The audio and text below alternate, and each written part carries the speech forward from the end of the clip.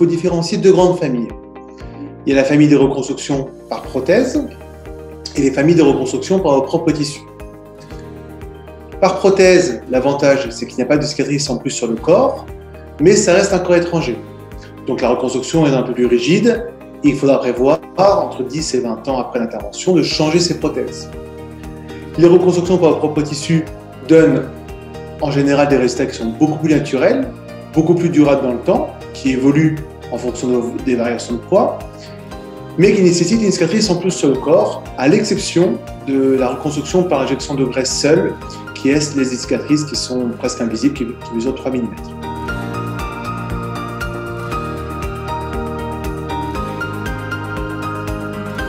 Les techniques ne concernent pas toutes les femmes, ne conviennent pas à toutes les femmes. Lorsque vous êtes toute fine et que vous n'avez pas de graisse, le lipofilling va ne pas vous correspondre parce que le chirurgien ne trouvera pas de graisse à vous prélever. La deuxième chose, c'est par rapport à votre mode de vie. Si par exemple, vous êtes une grande nageuse sur le dos, posez la question à votre chirurgien pour savoir si une opération du grand dorsal qui va vous prélever un muscle du dos va convenir à votre sport favori. Il faut absolument bien préparer ces rendez-vous avec le chirurgien. Et puis la dernière chose qui est un petit peu polémique peut-être, c'est que tous les chirurgiens ne font pas toutes les opérations, toutes les techniques. Et que, évidemment, le chirurgien ne vous propose en général que celles qu'il maîtrise. Donc moi, je conseille toujours d'aller voir plusieurs chirurgiens, de se renseigner. Il y a des sites sur Internet qui sont très bien faits, de se renseigner, de discuter avec d'autres patients, de voir quelles sont les techniques proposées. Et éventuellement, si on ne vous propose pas cette technique, d'aller prendre un second avis, ça mange pas de pain. Et ça permet aussi d'avoir une information complète qui vous permet de faire votre choix et de partager la décision avec votre chirurgien.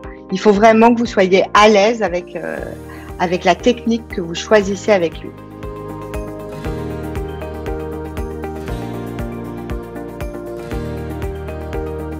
Si une reconstruction mammaire immédiate est envisagée, lors de la mastectomie, donc l'ablation du sein, on va conserver un maximum de peau et parfois même, si possible, on va conserver le mamelon et l'aréole.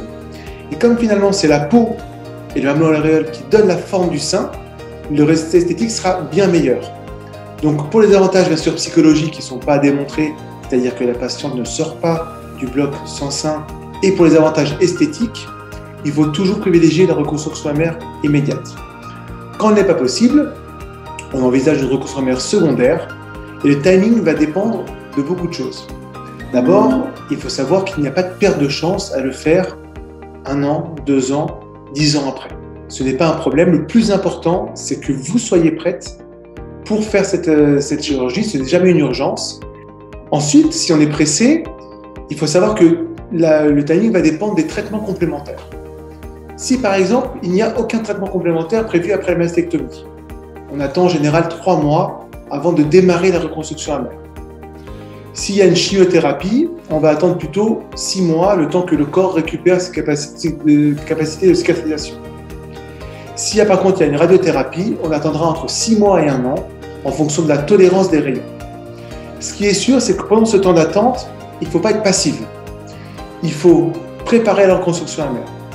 Ça va passer par des séances de kinésithérapie pour masser la cicatrice, pour décoller les tissus que ce soit le plus souple possible, bien hydrater la peau et surtout faire des massages réguliers, 1/4 d'heure, 2 fois par jour, pour vraiment vous-même décoller les tissus et préparer cette reconstruction avec n'importe quelle crème hydratante. C'est vraiment le massage qui va permettre de faciliter la reconstruction.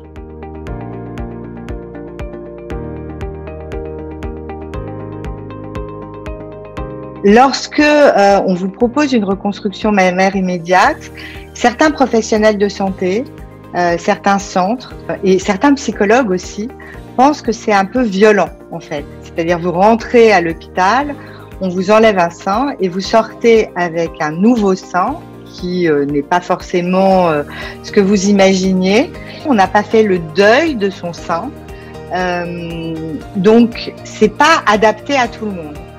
Et puis, quand on vous propose une reconstruction différée, je pense que le temps, c'est votre temps à vous. c'est-à-dire quand vous vous sentez prête.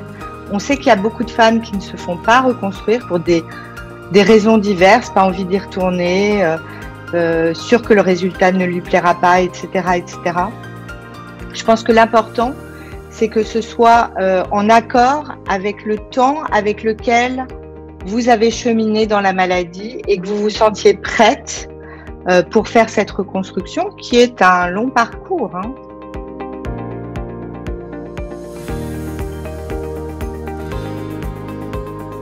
La reconstruction mammaire, qu'elle soit faite le jour d'intervention, à distance, de la mastectomie ou quel que soit le délai après une ablation du sein, l'intervention est toujours prise en charge par la sécurité sociale. Quand c'est réalisé à l'hôpital ou en centre anti-cancer, dans les établissements publics, il n'y aura rien à la charge du patient si elle est en secteur privé. Il peut y avoir des dépassements d'honoraires qui vont dépendre du choix du chirurgien et de la technique à utiliser. Ce dépassement d'honoraires peut être pris en charge partiellement ou totalement par votre mutuelle en fonction du contrat que vous avez souscrit.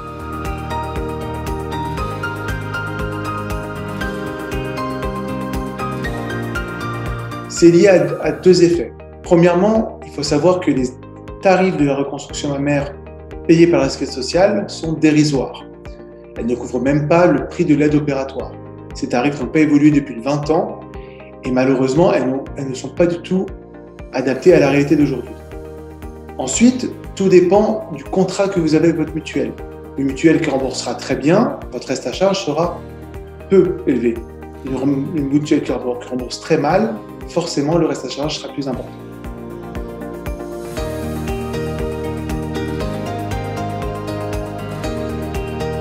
Et je pense que c'est probablement la chose la plus importante. Une reconstruction, on ne la fait pas pour son conjoint, on ne la fait pas pour les autres, on le fait pour soi.